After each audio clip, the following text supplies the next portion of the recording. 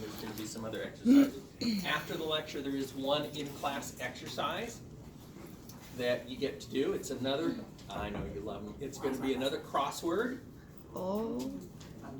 which you do turn in for points, and it will be worked on individually. Okay, not everyone will get points of it. I know, you want it. Okay, so let's see where we are. So this is your conventional plural. This is what we kind of talked about. This is where things, I won't say this is where it started. It started way before this, but this was what was considered to be a modern system. This is basically what we have in the back room. This was a workhorse from probably the late 60s through 80s, I guess. I mean, and there's still a lot of these out here, but it's a basic system. You have your X-ray, you have image intensifier, a television camera, and it went to a TV monitor. Everything from here on was analog. Okay, so that's kind of where the world started. So, digital, kind of the next step was, you still have your X-ray. Image intensifier was the mid-step, if you would. Went to a CCD, which was an electronic detector. So there was no camera anymore. So this was inherently digital. We had flat screen monitors. For some of the systems, if they still had a camera that was not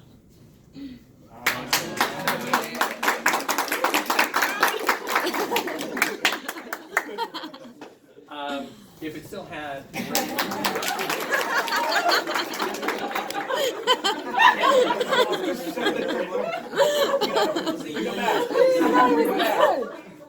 It just came out. I didn't even see.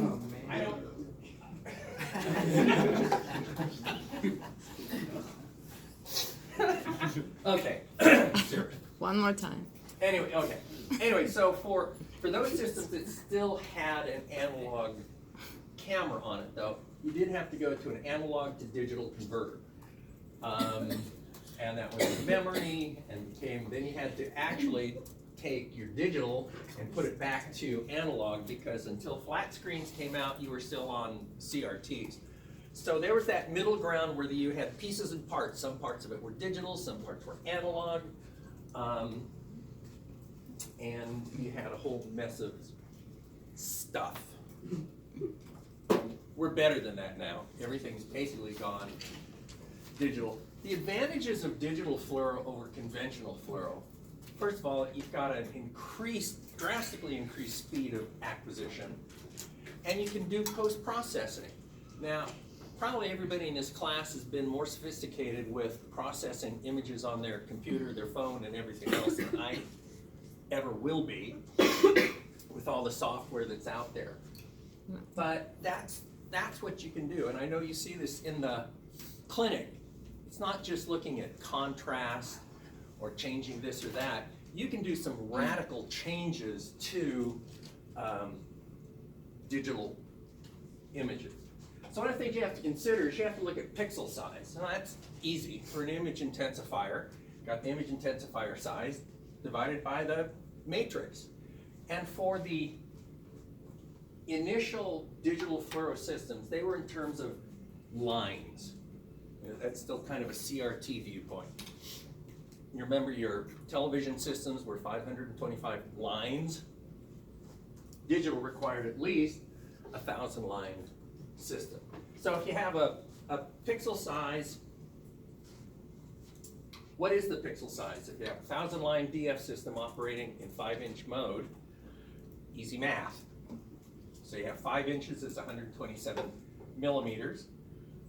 Size of each pixel is 127 divided by 1024.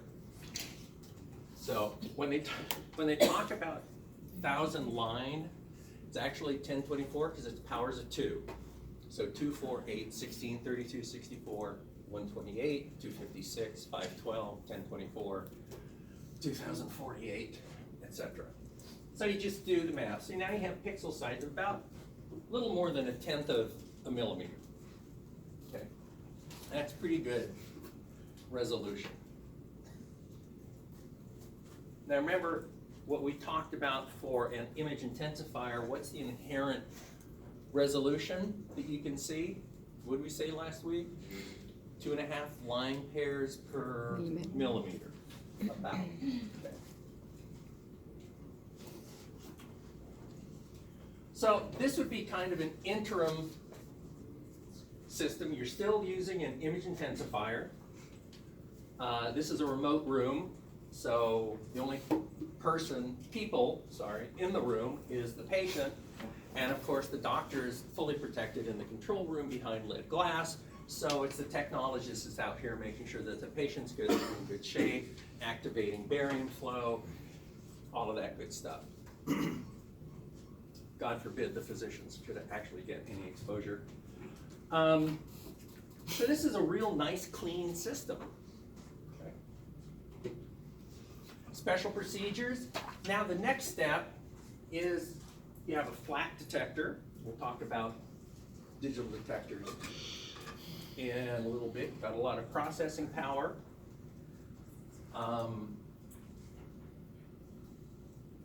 Nice. This is pretty current. This is probably a room that's probably now 5 years old at this point. So, one of the other aspects about digital that's important is digital fluoro uses radiographic MAs. Now for the room that we have in the back and for conventional fluoro, and for the early fluoro days, it was the regular 5 MA, 10 MA, maybe 20 on a good day. Digital fluoro uses true radiographic MAs. You're talking 80, 100, 150 MA. And it's pulse progression. So you've got an activation of the tube. You're not ramping up the anode speed every single time. It's up, and you have a rapid switching circuit for the high voltage. And you're running pulses, and instead of heat loading, you're talking about duty cycle, interrogation time, and extinction time. This is pretty easy. Interrogation time is this beginning of the curve where the KV goes up literally instantaneously. You've got at the time that it's on, okay? So that would be the interrogation time, and then you've got extinction time. This is how rapidly it falls off. These are, for those of you that know the term, this is essentially a square wave. So it's not your typical sinusoidal like you're used to. It is a pretty much of a true square wave. So it's really, really quick. And you can change the pulse width, and you can change all sorts of aspects of that depending on the work you're trying to do. But you can imagine that for 100 millisecond exposure at radiographic MAs, you're pumping a lot of heat into the anode of your tube. So these are pretty substantial tubes able to take a lot of heat for extended periods of time. Some of your special procedures rooms, digital, have humongous heat loading in their tubes. And they're doing fluoro times that can be hours, not just 5 minutes, can be hours. So, interrogation time is the time required for the X-ray tube to be switched on and reach the selected KVP MA levels. Extinction time is the time required for the X-ray tube to be switched off. And duty cycle is the fraction of the time the X-ray tube is switched on. So the question is, what's the duty cycle, for example, for a digital fluoro X-ray tube using 100 millisecond pulses and 60 pulses per minute? And what happens if you up that to 250 millisecond pulses? So 60 pulses a minute is a pulse a second. It's 1 pulse per 1,000 milliseconds. So 100 milliseconds divided by 1,000 milliseconds, 10%. So you have a 10% duty cycle. Whereas for the next one, you have a 25% duty cycle. So all of a sudden now your tube rating chart, if you will, in the operator's guide is going to talk about the allowable duty cycle for that tube. For standard fluoro for, I don't know, upper GI, Bering swallow, BEs, things like that, don't have to worry about it. But for some of the interventional work, then you do have to worry about duty cycle perhaps. And CT scanners, obviously, are not, they're digital, but they're not doing, they're not quite functioning the same way. There's a lot of heat loading in that. Those tubes are massive. They're also very expensive, amazingly expensive tubes. Okay. So duty cycle. So once we got rid of cameras, analog cameras, that was the same thing they used in television studios in the early days of television. Once those went away, they went to charge coupled device, or CECD.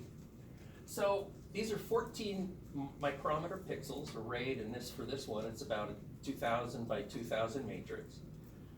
Basically, it's very sensitive to the light. So this goes directly on the output phosphor of the image intensifier. And then it's read out as pixels, and it's displayed hopefully on a digital monitor. Now you can imagine in the early days before flat panels became available, some of the issues that were involved is you've got an image intensifier that's round. You've got, in this case, a CCD that is square.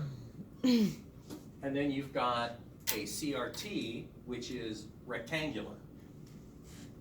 So there's a lot of masking that had to be done. It was kind of that middle ground that was like, it was okay. But they had to do some rapid things quickly to make things better. The thing that held off the real development of this, where it was square field, square display, was the fact that they had to develop that digital detector. So the CCD was pretty simple. Light for image intensifier, you have a protective layer, you have a dielectric, which basically was next to a semiconductor. You had this movement of electrons. You had each one of these red indicates a pixel. Got charge collection electrodes. You got a charge amplifier. TFTs, thin film transistors, are the basis of all digital imaging currently. You got signal storage capacitor. You got gating pulses. This is glass. Okay. So each one of these rows and columns were read out literally instantaneously and then sent off for display. If you were sending this off again to a CRT, what did you have to do? You had to take your digital data and you had to convert it to analog to be displayed, which was a pain. It was very slow.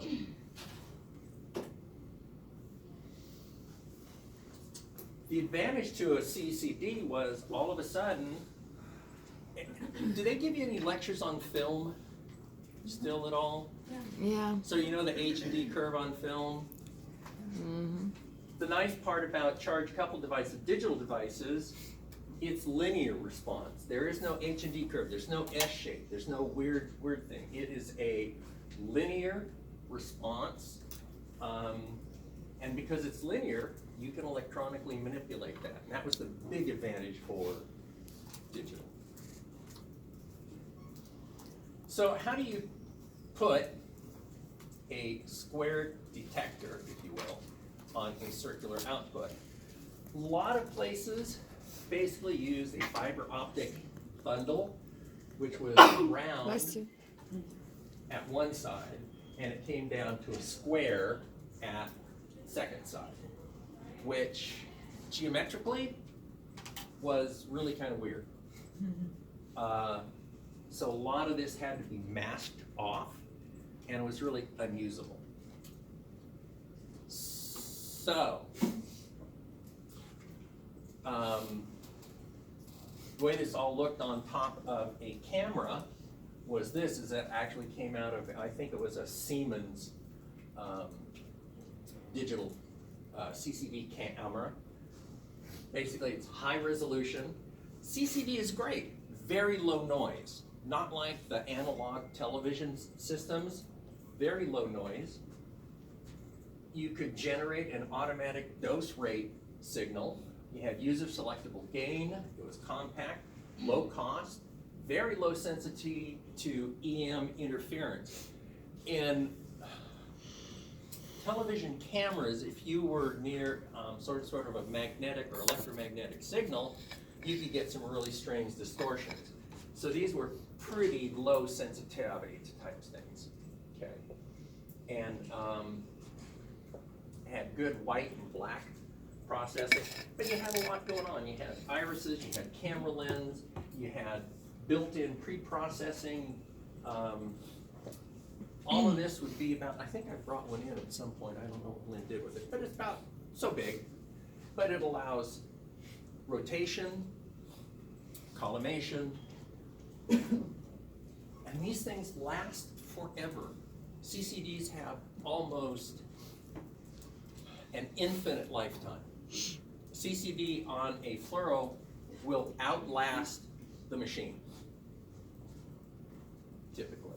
So, advantages of CCDs for medical imaging: high spatial resolution.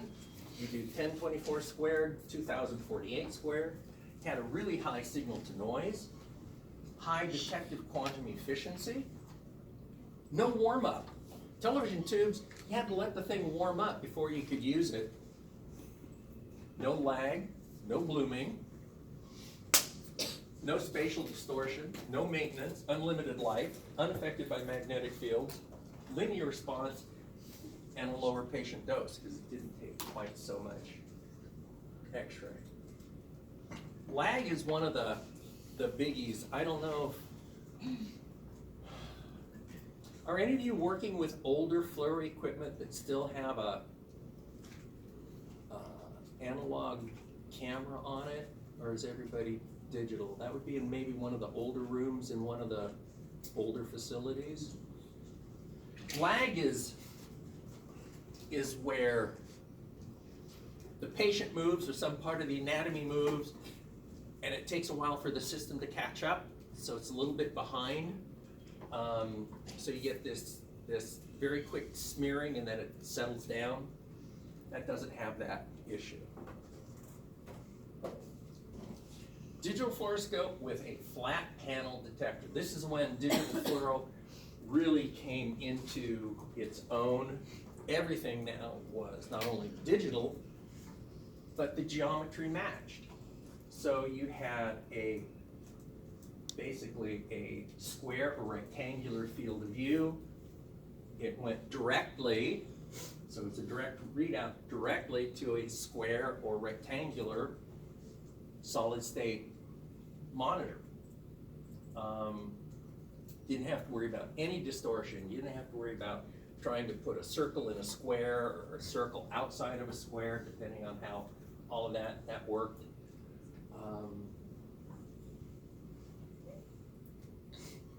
One of the things that kept this from being developed was the fact they had to work on circuitry so that they could actually do fluoroscopic rates.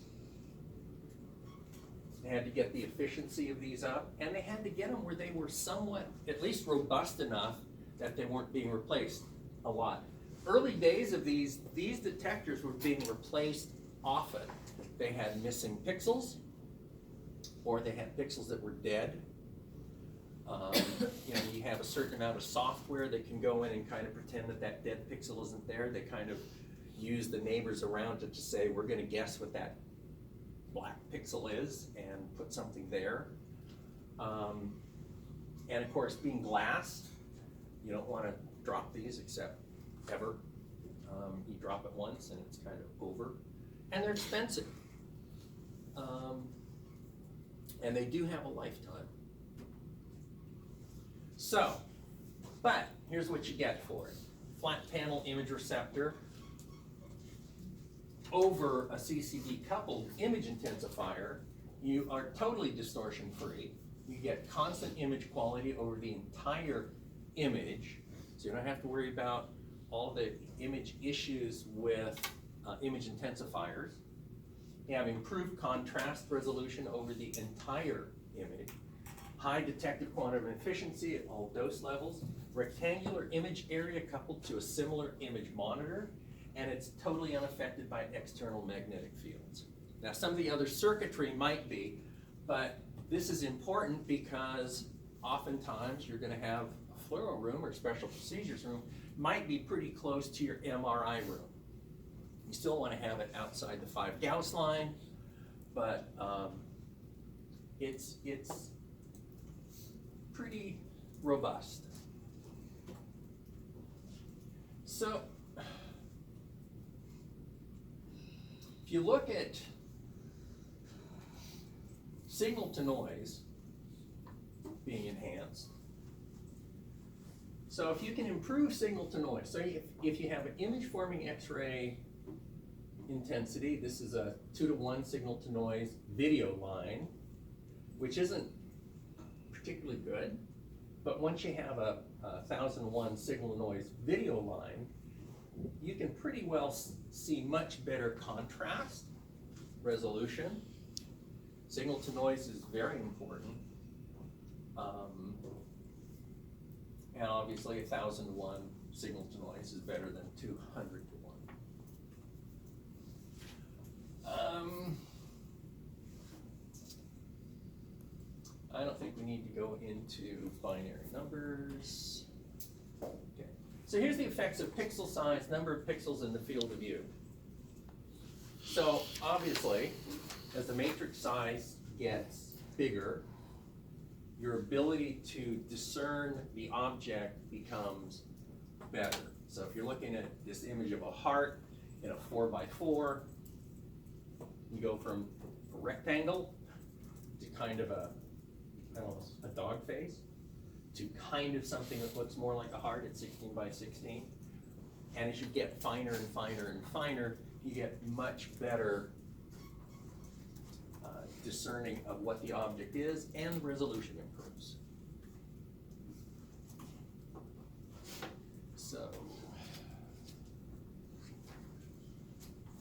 So this is a clinical image looking at, I always forget what it is, have to kind of stand back and look at. Okay, so you have some spine. I think this, yeah, this is liver. I'm trying to remember what exam this is. Anybody want to guess? ERCP. I didn't hear you. ERCP. Probably. I think that's pretty much, yeah, I would agree with that. So this is what you get at 512, and then 256, 128. Now you're seeing this ragged edge, and you're seeing pixelization, and you can kind of tell this might be a clip. This is probably some sort of a catheter of some sort, but this would be totally unacceptable from an image quality point of view. And it just continues to get worse. Kind of reminds me of some of the original gaming systems, 16x16. I always look at that, it reminds me, you've seen that poster of a bunch of squares, you kind of look at it, what's that, and if you walk way across the room, you look at it and say, oh, Abraham Lincoln. Okay, grayscales. That's important too. So you have 8-bit, which means 2 to the 8th, which is 256, and I have 256 levels of gray. 2 bits, you only have 4. 3 bits, you have 8 shades of gray. Most things you can see easily with 3 bits, 8 shades of gray. 16 is better. But these all get mapped, so you get matrix. Each pixel has a level of gray that gets mapped, and it gets mapped to a grayscale depending on what the value of that pixel is. So now we look at a constant 512 matrix, and we're just going to change the gray levels. So this is 8-bit, pretty good. Oblong, but.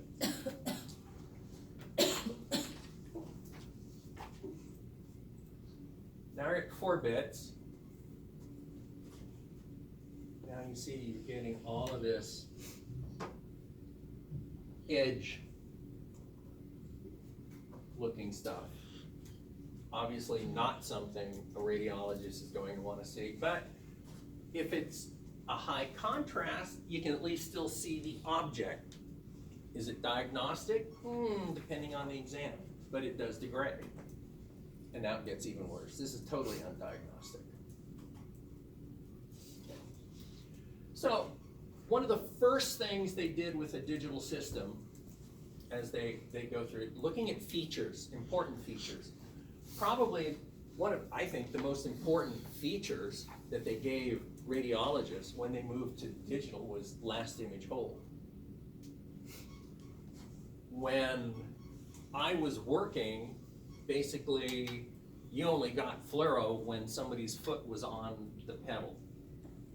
Once you took it off, that was it. You didn't know really where you were. You kind of had to guess. So it was, you know, hit the pedal, make a move, hit the pedal, make a move. Last image hold is great. If you don't have it, so you're doing fluoro and then you take it off, it's totally blank. But last image hold, when you take your foot off that pedal, that last image is captured, that last frame, and continues to display until you're ready to start your fluoro again. So if the physician looks away to do something else, he can look back and see where he was. And if your unit has a second monitor with it, last image hold will be on one of them, and then your live fluoro will be on the second. So as soon as you hit your fluoro again, you can immediately compare where you are now and where you need to do and where you were. It's great. Doctors loved it. And it also avoided a lot of patient exposure, because instead of having to fluoro all the time to remember where you were or make decisions, you always had an image there. It's an incredible saving of patient exposure. Grayscale processing was something else that you can also do now with digital. On an analog system, the only thing you had on the CRT was you had a brightness knob and a contrast knob. That was about it, and that was for what you could see, but it had no relation to actually what was going on in the patient. It did not really reflect the patient anatomy. It was just to make it pleasant to the physician. But this way you can actually process it. So if you have data coming in, so you got 0 to 255, now you can determine levels and windows and display what you want to see. In this case, the anatomy of interest may have a range of pixel values of 100 to 150. So if you set the window width to 50 and the window level to 125, pixels below 100 are assigned to black, pixels above 150 are assigned to white, and then that limited range of pixels is going to give some shade of gray. In this case, one of the shades of gray, the original. So basically what you're doing is you're improving the contrast display of a particular part of anatomy. This happens in CT all the time. If you spend any time in CT, you'll see that there's presets for what they call a bone window. There's a preset for a lung window. some of the other, I don't know what some of the other common ones are. So that takes, if you want to look at bone, you don't need to see all the pixels associated with soft tissue. You're going to pick those pixels that represent bone, and you're going to spread them out on gray so you can see much smaller fractures. Any changes in contrast, it's great. So this is another revelation that happened with digital.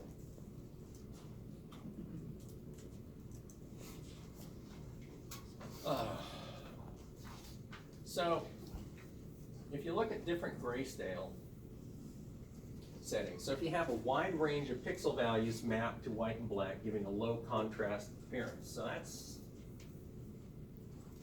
not particularly good. You have a narrow range of pixel values mapped to white and black, giving a high contrast appearance. Well, you can sure see the surgical clips really, really well, but your anatomy kind of fades. You use the same range of pixel values mapped to white and black, but the window level is decreased for optimized viewing of objects with an intermediate pixel value. So in this case, you're looking at hepatic bile ducts. Use the same window as the last image, but with a window width intermediate between that and the first and third images, giving a more optimum setting for viewing all objects simultaneously. So now you can not only see the object of interest, but everything else looks pretty good. And if you get up close enough to this, you can actually see individual pixels.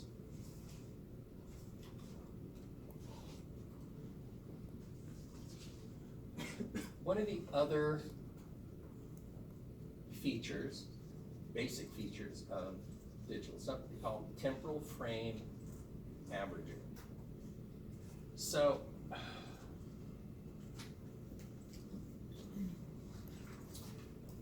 you can reduce noise. So if you have a rapidly moving object, or you have very short exposure times, you can actually take images. Remember, these are all going really quick. Remember, you're using maybe 100 millisecond pulses.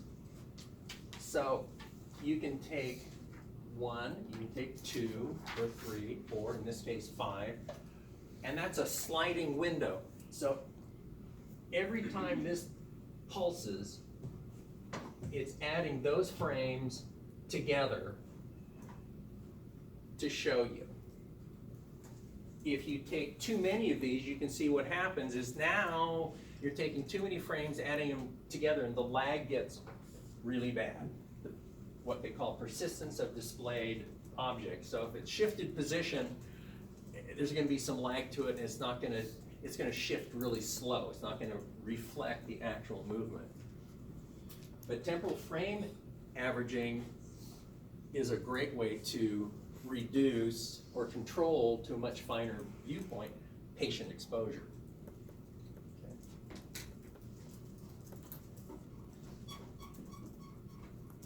This is used a lot. Edge enhancement. Post-processing. So digital allows you to process images and do some kind of cool things that physicians really enjoyed doing. So this is your basic image. And you go through some post-processing. And I think that's the final, yep, and that's the final image. So the structures you're not interested in aren't particularly attractive, but the structures that you are interested in stand out with much higher relief.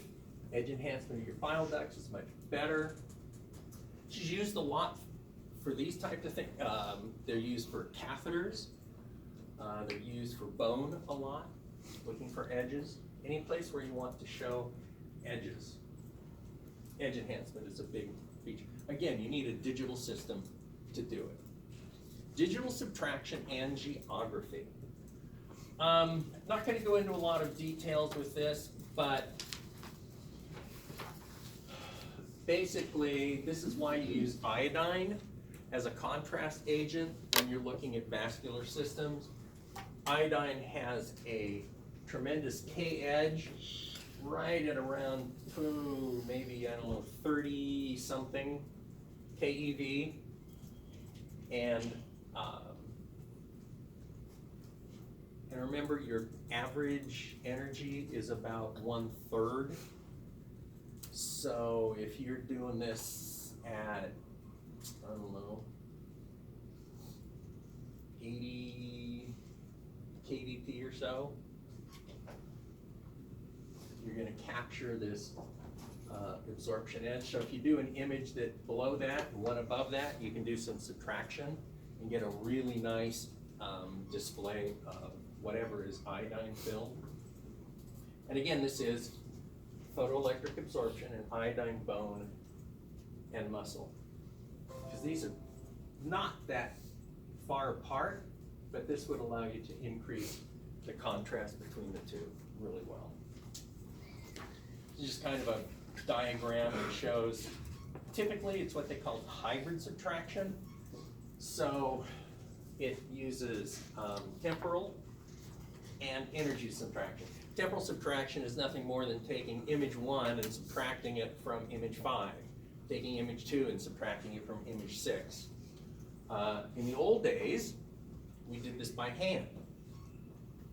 So you took a pre-contrast image, and then you made a reverse copy of that, and then you use that and put that on each individual film and made a copy. And that's how you got the vascular system to stand out. Very time consuming. This does it all electronically, basically as you wait, on demand. Excuse me. So here you have a low kVp mask, a high kVp mask. You've got low kV with contrast, high kVp with contrast. So you do an energy subtraction. Goes through some processing to eliminate soft tissue. You do temporal subtraction, which is as time goes on, you process to eliminate the bone, and you get what they call a hybrid iodine image, and that shows you anything that contains iodine. Digital. So do you have to wait for this? No. And basically, you can do that on the fly, almost as you're doing the procedure. In fact, the radiologist, as the automatic injection is going, is going to be looking, and all they're going to see is contrast going up, because this is all going to be done within the computer. And as computers got faster and faster and could take more data, this became essentially live. So, but you have some requirements. Temporal subtraction, the difference is you use a single kVp setting. You have normal X-ray beam filtration. You have a contrast resolution of 1 millimeter at 1% or so is achieved. Simple arithmetic image subtraction. Pixel 1 from